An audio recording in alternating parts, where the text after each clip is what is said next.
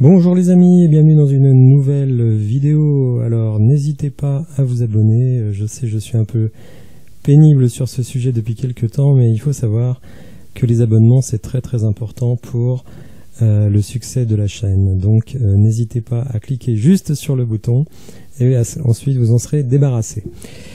Alors aujourd'hui je vais vous faire un état des lieux, des gagnants et des perdants de la préparation. Vous le savez, hier, dernier match de préparation contre l'Inter Milan, match vraiment de qualité de la part de l'OL.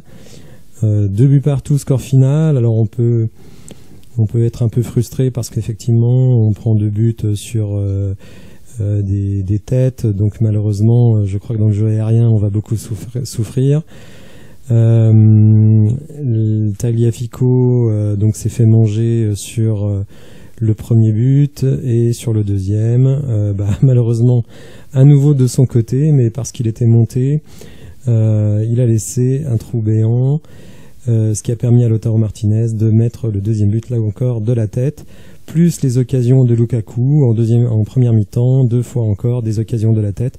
On va vraiment souffrir dans ce domaine, et ce qui évidemment nous fait nous interroger sur l'opportunité peut-être de recruter un défenseur central, maintenant qu'on a des sous, un défenseur central qui puisse régler en partie ce problème. Alors, globalement, faut dire, tous les joueurs qui ont été alignés ont été plutôt bons. J'ai mis des réserves sur le Carl Toko Ekambi, parce qu'en fait, si on reprend le 11 de départ, on a constaté que vraiment, tout ce qui était côté droit avec Malo Gusto, Paqueta et Tété était vraiment fantastique, alors que le côté gauche avec Tagliafico, Aouar et Toko Ekambi était quand même beaucoup plus en difficulté. Le problème pour Carl Toko Ekambi, c'est que depuis le début de la préparation, alors certes il est en grande condition physique, mais par contre il y a un nombre de ratés, un nombre de déchets absolument incroyable. On a l'impression qu'il ne parle pas le même football que le reste de l'équipe. Et ça, c'est quand même embêtant. Et pourtant, eh bien, avec Thiago Mendes, ces deux-là sont des chouchous, si on peut dire, de Peter Bosz. Thiago Mendes a même été prolongé à la demande de Peter Bosz, qui lui a demandé donc d'évoluer désormais dans un rôle de défenseur central. Et Toko Ekambi qui n'est absolument pas mis en concurrence. Et j'ai pas l'impression que l'OL se dise il va falloir qu'on recrute un ailier gauche. Bon, moi, c'est vraiment 2 postes sur lesquels j'ai d'énormes réserves. Et je pense que si on solutionnait ces 2 postes-là, franchement, on aurait une équipe d'enfer. Parce que vraiment, le reste, ça joue au foot. C'est qualiteux, c'est physique, c'est rapide. Ça se trouve bien dans les petits espaces. Enfin, je trouve qu'il y a vraiment un potentiel très intéressant. Et alors Mendes, c'est pas sa faute, hein. Il est petit, hein. il peut pas jouer sur des échasses. Et moi je trouve que c'est une erreur de le mettre en défense centrale. Pour Carl Toko Ekambi, il est ce qu'il a malheureusement toujours été, hein, c'est-à-dire un joueur qui a des qualités, mais qui a aussi des vrais problèmes de finition. Alors, parmi les joueurs qui, selon moi, ont marqué des points pendant cette préparation, à l'évidence, Malo Gusto, donc qui a été intronisé dans l'équipe à la place de Léo Dubois. Dubois, qui est désormais parti, hein, il a compris de toute façon qu'il ne retrouverait jamais une place de titulaire, et que lui, qui était quand même titulaire indiscutable pendant longtemps à l'OL et qui était même capitaine de l'équipe l'année dernière, eh bien, il sait très bien que il n'aurait pas été titulaire. Donc Malo Gusto, qui avait commencé, je trouve, la préparation un peu doucement, et puis là, qui vraiment sur les derniers matchs explose totalement. Il est au four et au moulin, il fait moins d'erreurs défensives, et son apport offensif est absolument fantastique. Ce qui m'a beaucoup plu dans le match d'hier, c'est qu'on a des joueurs qui tirent de loin, et ça c'est quand même nouveau. Il me semble avoir entendu sur l'OL Play que l'OL n'avait pas marqué un seul but sur un tir lointain depuis, je crois, le mois de décembre de l'année dernière. Et là, on a des joueurs qui tirent. Donc Malo Gusto a tiré de loin, Tété a tiré de loin. Bon, Lacazette, évidemment, son but de 30 mètres, on n'est pas près de l'oublier. Donc on a des joueurs qui prennent leur chance de loin, et ça c'est quand même un vrai progrès. Donc Malo Gusto, un des grands gagnants de ce début de préparation. Autre gagnant, à l'évidence, Johan Le Penant. Alors Johan Le Penant, c'est un jeune joueur donc, qui a évolué essentiellement en 2e division, à Caen, recruté pour des cacahuètes par l'Olympique Lyonnais, et malgré un physique à la Maxence Cacré, avec son 1m76 et peut-être 65 kg maximum, faut bien dire qu'il s'est rapidement imposé comme un joueur vraiment très très très intéressant. Là on le voit en photo avec Neymar. Alors je sais pas, c'était peut-être un match de coupe de France avec Caen, ou peut-être un match qui remonte à quelques années. En tout cas voilà, à 19 ans, c'est une super recrue. Alors sans doute ne pourra-t-il pas faire toute la saison en sentinelle, mais en tout cas c'est a priori lui qui va débuter à ce poste, et il est vraiment très très bien. Je trouve que vraiment c'est une très très bonne recrue. Il y a encore évidemment de la progression. Lui aussi a d'ailleurs tenté un tir, mais bon, un tir un petit peu écrasé. Mais je pense que c'est quelqu'un qui a beaucoup de confiance en lui et qui nous apporte d'ores et déjà beaucoup. Alors évidemment, on sait que l'OL aimerait bien récupérer William Carvalho dans un échange avec le Betis Séville pour Houssem Aouar. Est-ce que ça remettrait Johan Le Penant sur le banc ? C'est pas dit. Parfois les hiérarchies sont bousculées en cours de saison. On l'a vu avec Malo Gusto la saison dernière. Alors même s'il n'a pas joué hier, parce que je pense que Peter Bosz ne voulait absolument pas perdre le match, et donc il n'a pas fait rentrer vraiment des jeunes dans les zones sensibles, notamment comme le milieu de terrain. Mohamed El Arouche, qui déjà être dans l'effectif hier, c'était déjà quelque chose de très positif. Vous voyez, il est ici en remplaçant.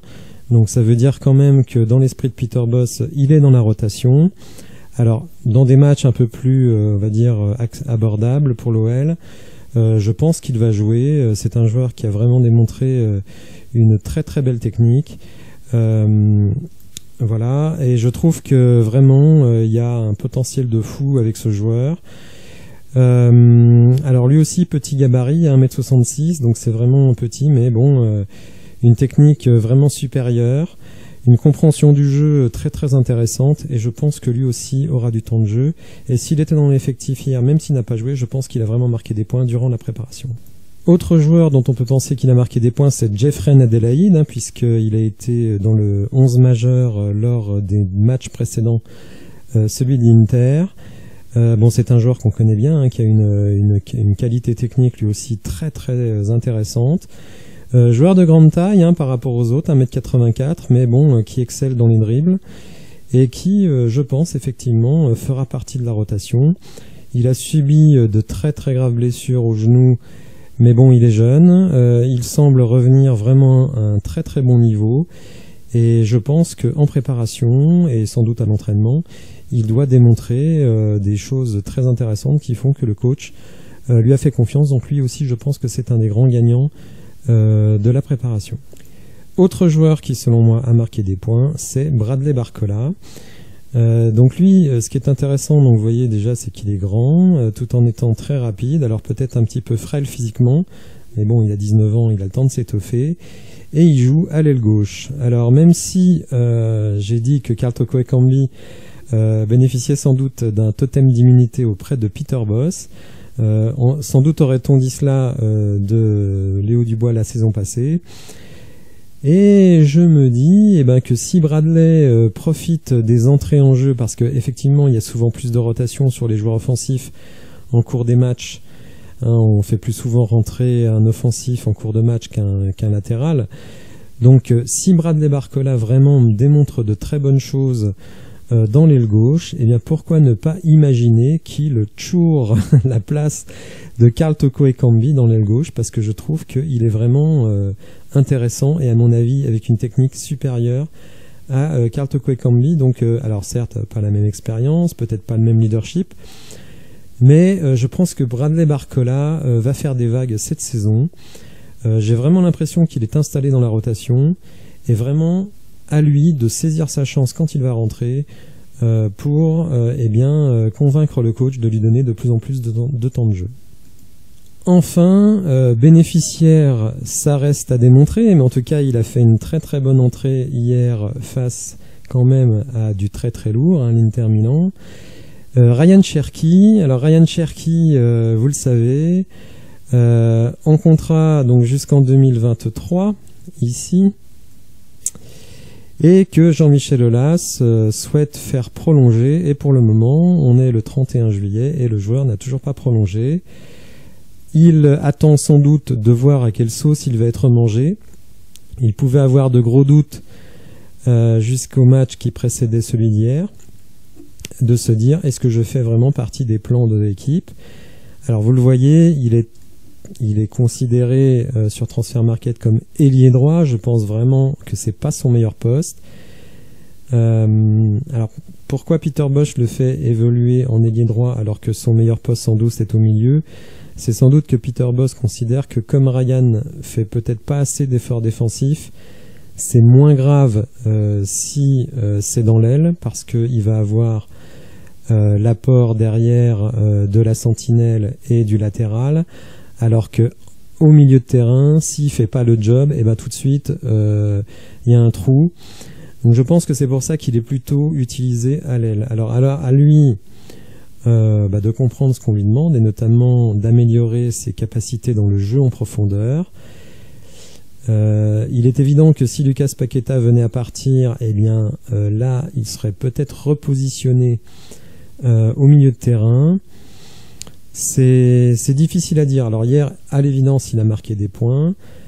On ne le voit pas, nous, tous les jours à l'entraînement, donc on ne sait pas exactement comment il est perçu par le coach, mais si le coach l'a fait rentrer pour toute la deuxième mi-temps, alors c'est peut-être que voilà, il s'interroge, peut-être qu'il voit du mieux à l'entraînement, et donc il a décidé de donner du temps à Ryan Cherki. Donc je ne sais pas, est-ce que vraiment il a marqué des points? Moi je pense que oui, mais s'il ne prolonge pas, il est évident que l'OL fera tout pour le transférer, à moins qu'on fasse comme avec Kylian Mbappé, c'est en gros on ne le prolonge pas mais il reste au club, il fait sa dernière saison, et s'il fait une bonne saison, s'il a du temps de jeu, peut-être que lui sera le premier à vouloir prolonger, surtout si l'équipe fait une bonne saison et qu'elle se qualifie pour la Ligue des Champions.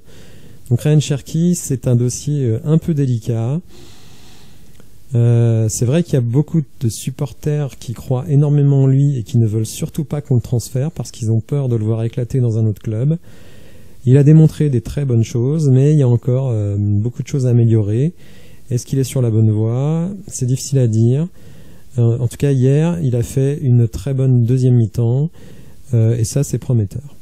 Bon, ce qui est sûr, c'est que Tété sera titulaire dans l'aile, mais à Ryan, comme à Barcola du côté gauche, de mettre à profit le temps de jeu qui lui sera accordé. Donc ça, ce sont les joueurs qui, selon moi, ont marqué des points lors de cette préparation, et on va passer à ceux qui, malheureusement, en ont perdu un peu, voire beaucoup. Alors, je vais passer rapidement sur lui, parce que je pense qu'il n'est pas dans les plans de l'équipe, mais Julian Böllersbeek, un des grands artisans du naufrage contre Willem II, à la limite, même au-delà des limites du ridicule. Bref, lui, il n'a pas augmenté sa cote. Le problème, c'est que Rémi Rioux non plus. Donc il reste Kay Bonnevie, bon, que je n'ai pas vu assez jouer pour me prononcer sur son cas, mais on va dire que derrière Anthony Lopez, au niveau des gardiens, oh là là, ça fait peur. Ça fait très très peur. Sinali Diomandé. Alors Sinali Diomandé, les supporters l'apprécient énormément. Il est revenu lui aussi de blessure, mais est-ce qu'il est vraiment dans la rotation? C'est pas sûr. C'est pas sûr. Bon, hier, il n'était pas dans le groupe. Alors attendez, je vérifie s'il était dans le groupe. Oui, il était dans le groupe Diomandé. Donc autant pour moi, il était dans le groupe, il n'a pas joué. Alors peut-être que Peter Bosz ne voulait pas faire de rotation en défense centrale parce qu'il avait peur qu'on prenne un but, mais ça veut aussi dire qu'il n'a pas tellement confiance en Diomandé. De toute façon, je pense que la charnière centrale, elle ne bougera pas, sauf si Mendes se trouve totalement. Ce sera Mendes Lukeba, et il restera vraiment que des queues de cerises pour les défenseurs centraux qui sont derrière. Donc voilà, Diomandé, en tout cas, je sais pas s'il a perdu énormément de points, mais il a perdu des points et ce n'est pas du tout une option réelle pour le coach. Autre joueur évidemment, alors qui lui pour le coup a perdu énormément de points, c'est Jérôme Boateng, pourtant recrue de Peter Bosz. Vous voyez que sur Transfer Market, il est valorisé à 3,5 millions. Je pense que si n'importe quel club au monde nous propose 3,5 millions, on leur donne Boateng immédiatement. Il n'a jamais été aligné avec les titulaires. Il a manqué des matchs pour des blessures, à mon avis, diplomatiques. Et sans doute en interne, on cherche des solutions pour Boateng. Est-ce que ça va faire comme Marcelo, c'est-à-dire lui racheter son contrat? Je ne sais pas. Mais ce qui est certain, c'est qu'il ne sera vraiment pas dans les plans de l'équipe. Donc lui, des points, on va dire, il n'avait pas un capital de points énorme, mais il a d'ores et déjà tout perdu.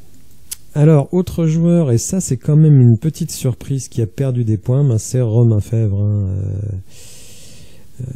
aligné avec l'équipe des remplaçants face à Willem II, absent hier pour des raisons un peu obscures. C'est quand même le gros transfert du mois de janvier, acheté une quinzaine de millions. Le problème pour lui, c'est qu'il y a des jeunes qui s'affirment au milieu de terrain comme Le Penant et Larouche. Il y a des joueurs comme Jeffrey Adelaide qui ont plus de vécu que lui au haut niveau. Si Lucas Paqueta reste, là aussi, ça lui mange une possibilité de s'affirmer. Est-ce que Romain Fèvre sera encore dans l'effectif? Ce n'est pas sûr du tout, parce qu'il garde une bonne valeur marchande. Bon, si on devait déjà le vendre, ce serait quand même un flop. Bon, c'est un bon joueur, mais force est de constater que cet été, il a perdu énormément dans la hiérarchie de l'équipe. Enfin, dernier joueur qui... alors, est-ce qu'il a perdu des points? Non, je pense que chacun reconnaît la valeur de Moussa Dembélé. Et ce qu'il y a, c'est qu'il a perdu sa place, tout simplement. Hier, on s'est dit, puisqu'il est rentré alors que Alexandre Lacazette était encore sur le terrain, on s'est dit, tiens, peut-être Peter Bosz va essayer de voir s'il y a moyen... Pardon. Peter Bosz va essayer de voir s'il y a moyen de jouer avec Lacazette et Dembélé. Moi d'ailleurs, j'étais intéressé de voir ça. Et non, Lacazette est sorti juste après. Donc, clairement, à l'heure actuelle et à l'issue de la préparation, hors blessure de Lacazette, Moussa Dembélé sera remplaçant. Il faut quand même voir que c'est notre meilleur buteur la saison dernière, donc c'est quand même un petit peu délicat. Est-ce que c'est une volonté de Peter Bosz uniquement? Est-ce que c'est une volonté du club de le pousser à accepter un transfert, lui qui a dit qu'il voulait aller au bout de son contrat? Bon, en tout cas, c'est certain que Moussa Dembélé, alors ça reste une valeur sûre, c'est-à-dire que vous pouvez très bien mettre Moussa Dembélé dans le 11 titulaire demain, il vous plantera des buts. D'ailleurs, hier, à peine était-il entré qu'il a failli marquer. Bon, en tout cas, voilà, je dirais pas qu'il a perdu des points, mais il a perdu sa place tout simplement parce que Lacazette, alors, je dirais pas qu'il est forcément plus fort, mais il est plus complet et il est davantage conforme au jeu que veut le coach. Donc voilà, ce bilan pour ceux qui ont marqué des points, ceux qui en ont clairement perdu. N'hésitez pas à me dire dans les commentaires ce que vous en pensez. Oui, j'avais dit hier dans ma vidéo, pardon.